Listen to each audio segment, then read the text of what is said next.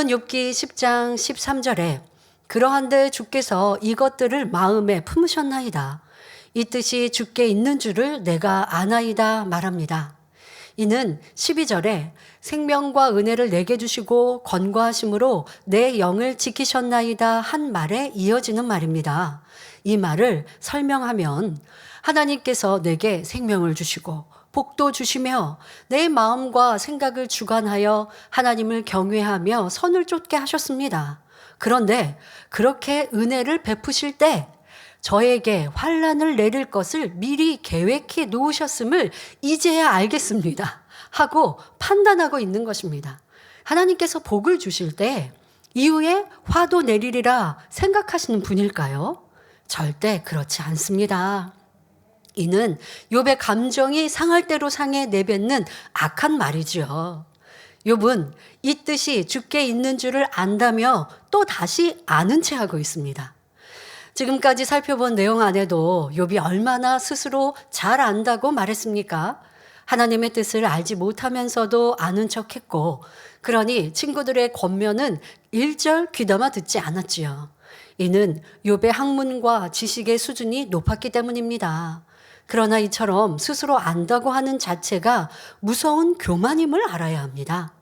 하나님을 밝히 알아서 그 뜻대로 행한다면 축복이지만 욥처럼 하나님의 뜻을 알지 못하면서도 스스로 안다고 생각하며 도리어 하나님의 뜻에 위배되는 행동을 하기 때문입니다. 육적인 교만은 자신을 뽐내고 남을 무시하는 등 겉으로 드러나기 때문에 이를 버리기 위해 노력하면 비교적 쉽게 버려집니다. 그런데 이러한 교만보다 무서운 것은 영적인 교만입니다. 영적인 교만은 스스로 발견하거나 버리기가 쉽지 않습니다.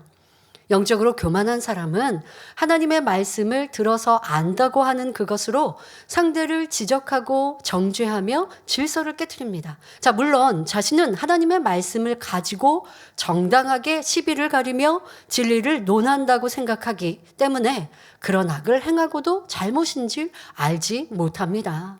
이미 그 마음이 교만해져 있어서 누군가의 지적과 가르침도 받으려 하지 않기 때문에 더욱 발견하기 어려운 것입니다. 우리는 윗사람의 책망이든 아랫사람의 권면이든 겸손히 받을 수 있는 자세가 되어야 합니다. 설령 어린아이가 나를 지적한다 해도 그 말이 옳다면 달게 받을 수 있어야 하지요. 이어지는 욥기 10장 14절에 내가 범죄하면 주께서 나를 죄인으로 인정하시고 내 죄악을 사유치 아니하시나이다 말합니다.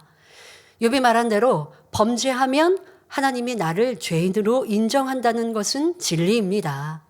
하나님께서는 우리가 죄를 지으면 죄인이고 불의를 행하면 불의한 자이며 악을 행하면 악한 자라 말씀하시지요. 하지만 죄를 지은 사람이 중심에서 회개하면 용서해 주십니다.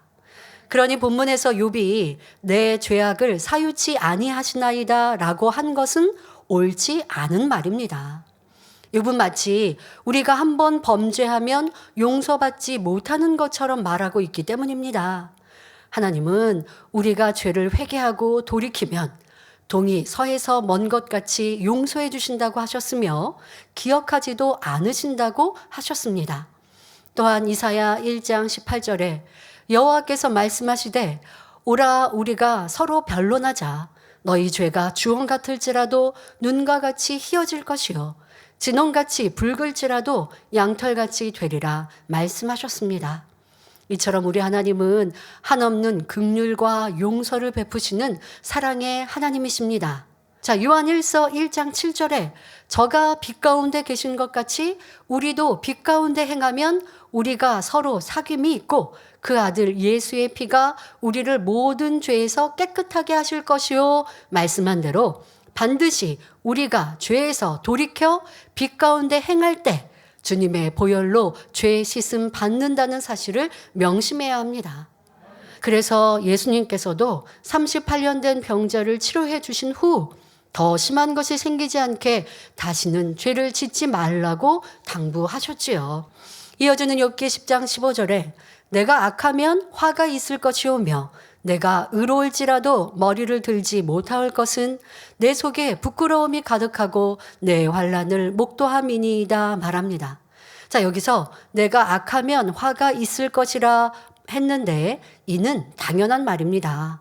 그런데 이어지는 욥의 말을 보면 내가 의로울지라도 하여 여전히 자신을 의롭다 주장하고 있습니다. 이처럼 욥은 항상 자신을 의인이라고 생각해 왔습니다. 욥은 자신이 의롭지만 머리를 들지 못할 정도로 부끄러움이 가득하다고 말합니다. 이는 자신의 환난을 목도하기 때문이라고 했지요. 왜 이런 말을 하고 있는 것일까요? 욥은 자신이 생각하기에 의롭고 선한 사람이고 시험이 오기 전까지는 많은 사람들로부터 존경받는 지도자로서 부와 명예를 누렸습니다. 그런데 한순간에 하나님의 징계를 받아 재산도 없어지고 자녀도 잃고 아내도 떠나버렸습니다. 게다가 심한 악창으로 고통받고 있는데 친구들조차 욥을 정죄하며 돌이켜라, 회개하라, 책망하고 멸시천대하는 현실이 심히도 부끄럽다는 것입니다. 자, 그러나 하나님을 믿는 성도라면 비록 이런 상황 속에 처해 있을지라도 그가 하나님 앞에 떳떳하다면 사람에게도 부끄러울 것이 없습니다. 자, 그럼 어떤 사람이 하나님 앞에 떳떳이 설 수 있을까요?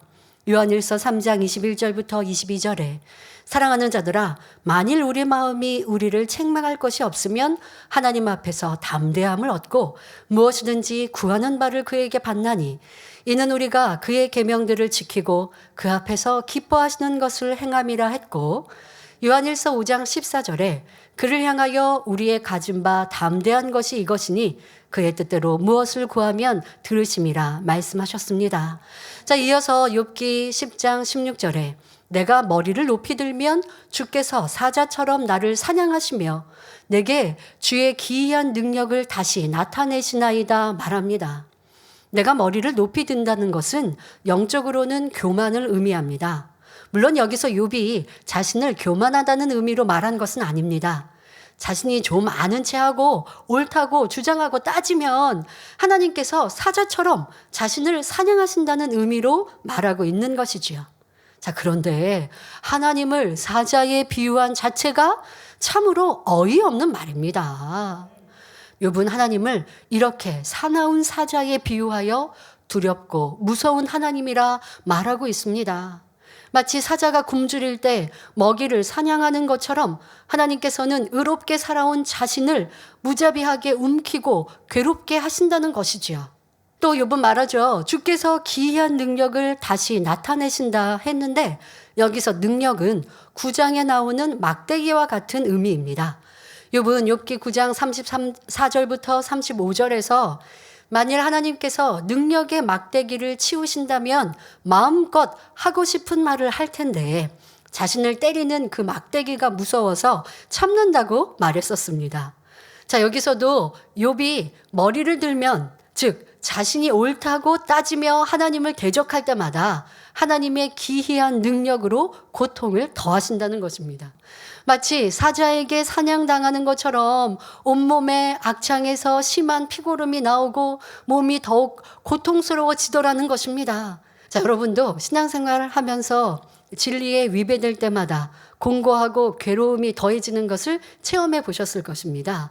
자, 만일 시험할 난이 왔다면 회개거리를 찾아야 하는데 그러지 않고 합당치 않은 말을 쏟아내며 악을 바랄수록 더욱 공고해집니다.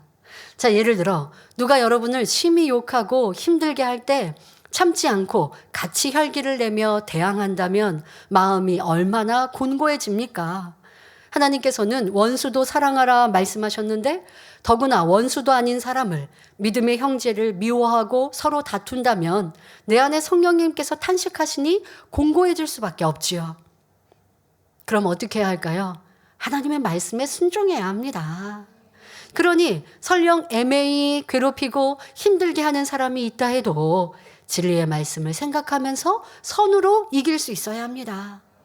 자, 욥은 하나님을 사나운 사자에 비유하더니 이번에는 군대를 동원하여 치시는 분이라 비유합니다.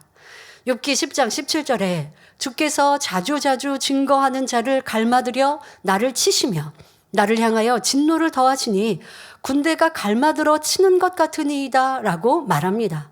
자, 여기서 주께서 자주자주 증거하는 자란 하나님이 부리시는 사자들을 의미합니다. 또한 갈마들다라는 말은 서로 번갈아 들다라는 뜻입니다. 즉 하나님께서 부리는 사자들을 번갈아 보내어 자신을 치고 계시다는 것입니다. 이어지는 욥기 10장 18절부터 19절에 주께서 나를 태에서 나오게 하셨음은 어찌미니이까? 그렇지 아니하였다면 내가 기운이 끊어져 아무 눈에도 보이지 아니하였을 것이라. 있어도 없던 것 같이 되어서 태에서 바로 무덤으로 옮겼으리이다 말합니다. 이 말의 뜻은 하나님, 왜 나를 태에서 나오게 하셨습니까? 태에서 나오지 않게 해주셨더라면 기운이 끊어져 죽었을 것이니 무덤에 그냥 묻혔을 것 아닙니까? 왜 나에게 생명을 주셔서 이런 고통 속에 살아가게 한단 말입니까? 라고 따지고 원망하는 것입니다. 이 말은 욥기 3장에서 욥이 자신의 생일을 저주하고 자신을 낳아준 부모와 생명을 주신 하나님을 원망하던 모습과 같지요. 욥은 하나님께서 자신을 태에서 나오게 하셨다고 오해하고 있습니다. 하나님께서는 섭리 가운데 인간에게 생명을 잉태할 수 있는 근본의 씨를 주셨지만 자식을 낳고 낳지 않고는 부모의 의지에 달린 것입니다. 하나님께서 태중에서 누구는 살고 누구는 죽도록 일일이 간섭하지는 않으시지요. 하나님은 인생의 모든 생사화복을 주관하시되 영계의 법칙 안에서 주관하시는 분입니다. 그런데 세상에서는 하나님을 믿지도 않으면서 홍수나 가뭄이 오면 하늘도 무심하지 하며 하늘을 향해 원망하는 사람들이 있습니다. 하나님을 믿는다는 사람들 중에도 결혼이나 사업, 가정 문제 등 매사에 일이 잘못되면 하나님을 원망하는 경우가 있습니다. 자, 우리는 살아가면서 어떤 문제가 생긴다면 반드시 말씀 안에서 그 원인을 찾아야 합니다. 하나님께서는 우리 모두가 잘 되기 원하시고 축복받기를 원하십니다. 하지만 영원히 잘 되는 만큼 범사가 잘 되고 강건한 축복이 임한다라는 영계의 법칙이 있습니다. 대표적인 예로 신명기 28장을 보면 사람의 길, 흉, 화복에 대한 공식을 알 수 있습니다. 즉 하나님의 말씀을 삼가 듣고 그 모든 명령을 지켜 행하면 하나님께서 세계 모든 민족 위에 뛰어나게 하시고 모든 복이 임하게 하신다는 것입니다. 반대로 하나님의 말씀에 순종하지 않고 그 모든 명령과 규례를 지켜 행하지 아니하면 저주가 임하게 된다는 것이지요. 이어서 욥기 10장 20절부터 22절에 내 날은 적지 아니하니까 그런즉 그치시고 나를 버려두사 저기 평안하게 하옵시되 내가 돌아오지 못할 땅 곧 어둡고 죽음의 그늘진 땅으로 가기 전에 그리하옵소서. 이 땅은 어두워서 흑암 같고 죽음의 그늘이 져서 아무 구별이 없고 광명도 흑암 같으니이다 말합니다. 욥은 자신이 어둡고 죽음의 그늘진 땅으로 가게 될 것이라고 마치 내세에 대해 잘 알고 있는 것처럼 말하고 있습니다. 교만하니 하나님 앞에 아는 척하며 설명하고 있습니다. 그러나 이는 천국과 지옥에 대해 모르기 때문에 하는 말이지요. 욥은 사후의 세계에 대해서 모르니 영원한 형벌의 장소인 지옥에 대한 두려움도 없었습니다. 더구나 하늘나라에 대한 소망이란 조금도 없었지요. 만일 욥이 말하는 것처럼 천국도 지옥도 없고 그저 사람이 죽으면 무로 돌아간다면 대부분의 사람들은 죄를 지으며 세상과 짝하여 즐기며 살아갈 것입니다. 그리고 고린도전서 15장 19절에 만일 그리스도 안에서 우리의 바라는 것이 다만 이 생뿐이면 모든 사람 가운데 우리가 더욱 불쌍한 자리라 말씀한 대로 하나님을 믿는 사람들이 가장 불쌍한 사람이 될 것입니다. 그러나 저와 여러분은 천국과 지옥이 있음을 알며 항상 기뻐하고 범사에 감사하는 것이 하나님의 뜻임을 압니다. 또 천국이 얼마나 아름답고 영화로운지, 반대로 지옥은 얼마나 참혹하고 비참한지도 잘 알고 있습니다.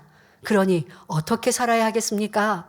시험환란이 와도 욥처럼 원망, 탄식하는 것이 아니라 항상 기뻐하고 감사하며 변화의 열매로 나와야 하지요. 이사야 55장 8절부터 9절에 여호와의 말씀에 내 생각은 너희 생각과 다르며 내 길은 너희 길과 달라서 하늘이 땅보다 높음같이 내 길은 너희 길보다 높으며 내 생각은 너희 생각보다 높으니라 하셨습니다. 그러니 우리는 작고 짧은 사람의 생각으로 하나님의 일을 판단하는 어리석은 자가 되지 맙시다.